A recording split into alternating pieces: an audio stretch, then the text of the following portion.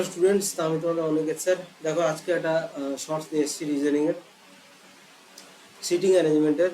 দেখো CDEF LMN উত্তর দিকে মুখ করে বসে আছে। CDEF LMN,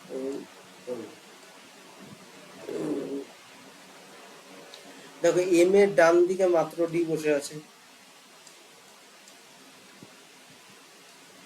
ঠিক আছে। M আর E এর মধ্যে তিনজন, তাহলে তিনজন ছেড়ে এখানে E বসবে। সি এফ এর বাম দিকে কোনো একটি স্থানে এবং এন এর ডান দিকে কোনো একটি স্থানে বসে আছে।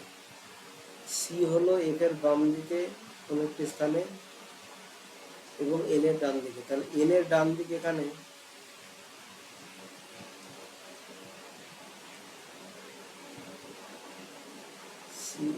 সি এফ এর বাম দিকে কোনো একটি স্থানে এন এর